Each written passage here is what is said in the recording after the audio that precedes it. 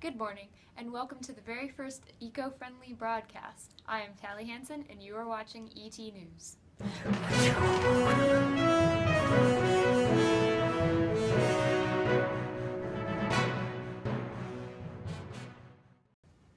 In this recent footage shot in the Unar Bowl jungle, we have captured the roles of different areas of a food chain.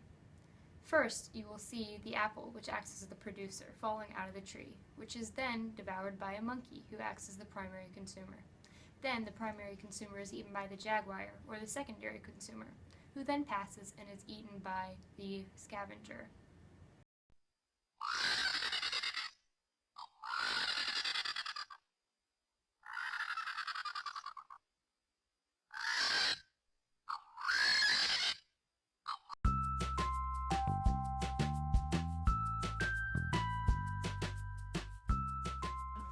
And now to our field reporter, Miss Eve Ning, who will be speaking to a local naturalist about the beauty of photosynthesis. Can you hear us, Eve? Yes, Callie, and today I'm here with Rainforest, who seems to be tied to a tree. For what reason? I'm protecting it from being cut down by the city. Why would you want to protect the tree?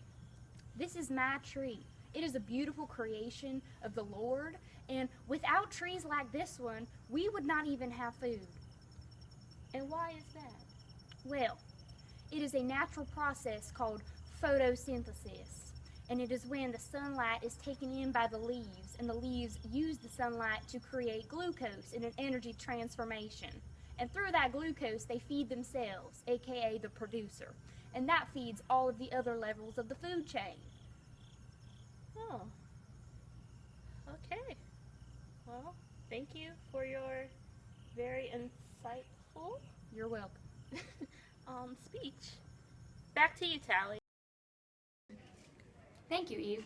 Miss Forrest did a very good job mentioning how photosynthesis impacts all the other levels of the food chain, but what she failed to mention was how the respiration system also helps the other levels of the food chain.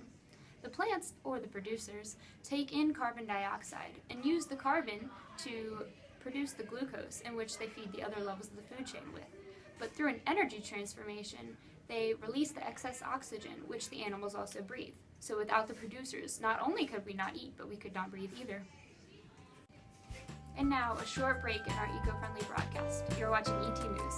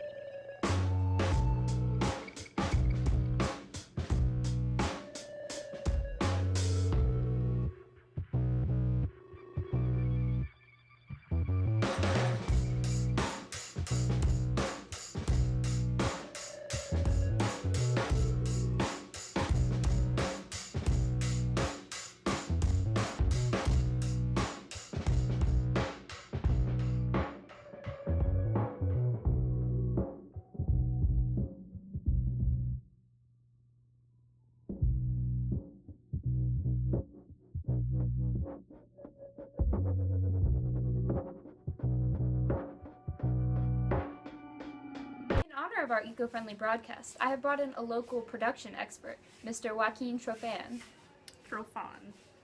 Mr. Joaquin Trofan.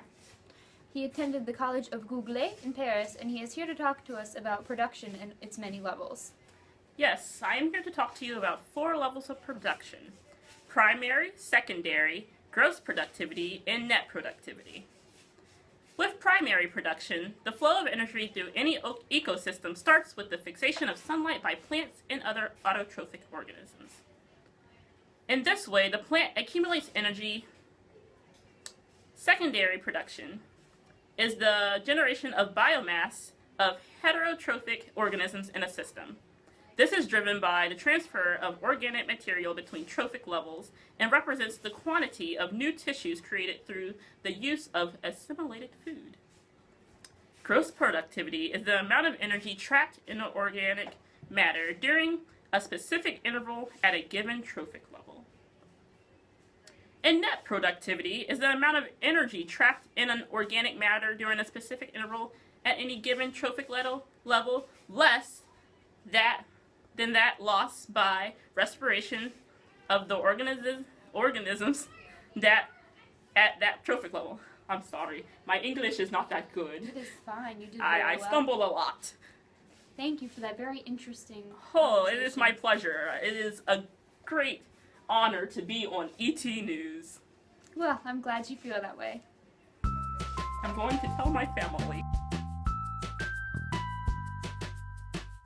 And now we are going live to Eve Ning at the local primary elementary school, where she is interviewing a small child by the name of Kaylee Ann Justin. And Yonsei Brown. On the effects of carbon, nitrogen, and water cycles. The transformation of carbon is fixed by photosynthesis and released back into the atmosphere through respiration. This then creates a cycle. The transformation of nitrogen is also important to the ecosystem. This happens when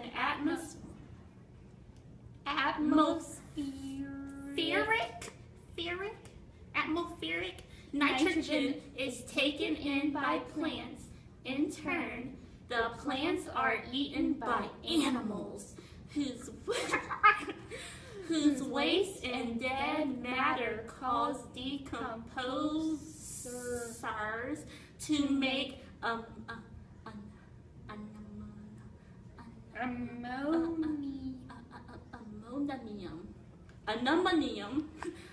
ammonium, which then through nitrification creates nitrites and finally nitrates. The third important process is the transfer of water. Evaporation, condensation, transport, precipitation, infiltration, runoff.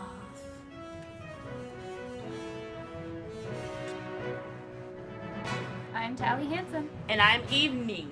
and thank you for watching the eco-friendly broadcast of ET News. I disappeared. Of sunlight by plants and other autotrophic organisms. Second, there is secondary production. This is the generation of biomass of heterotrophic organisms in a system. This is driven by the transformation. Come on!